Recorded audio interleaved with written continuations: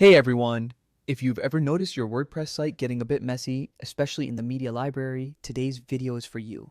I'm going to show you how to clean up your media library step by step so your site stays organized, lightweight, and easy to manage. Even if you're new to WordPress, don't worry. This is beginner friendly and super straightforward. First things first, open your favorite web browser and go to your WordPress website.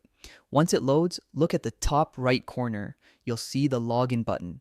Click on that and it'll take you to the sign in page. Now, instead of typing your username and password, you can make things easier by signing in with Google.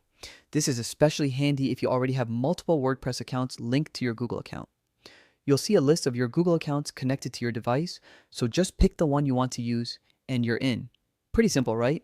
Once you're logged in, it's time to head to the media library. This is basically the central hub for all the images, videos, and files you've uploaded to your site. Take a minute to scroll through and get a feel for what's there. You might be surprised by how many old or unused files are sitting around. Next, start deciding which files you actually need and which ones you can let go of. Don't rush this part.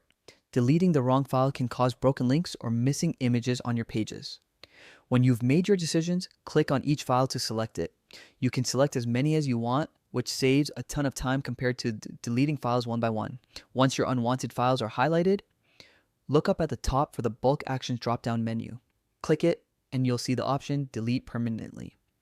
Now, a quick heads up, this action cannot be undone, so make sure you've only selected files you really don't need anymore. After that, just click the Apply button to confirm, and WordPress will remove all those files from your library. You'll notice your media library instantly looks cleaner, and your site will benefit from not carrying around unnecessary files. Here's a little tip. Try to do this cleanup regularly, maybe once a month or every few weeks. It keeps your site running smoothly, makes backups faster, and saves storage space. And if you ever accidentally delete something important, remember, WordPress media files can sometimes be restored from your backups. Cleaning your media library isn't just about tidiness. It's about efficiency and making your WordPress experience more pleasant. Once you've gone through this process a couple of times, it becomes second nature. And there you have it. With just a few clicks, you've decluttered your WordPress media library and made your site more organized. Thanks for sticking around, and I hope this tutorial helps you keep your WordPress site clean and easy to manage. Happy organizing, and I'll see you in the next video.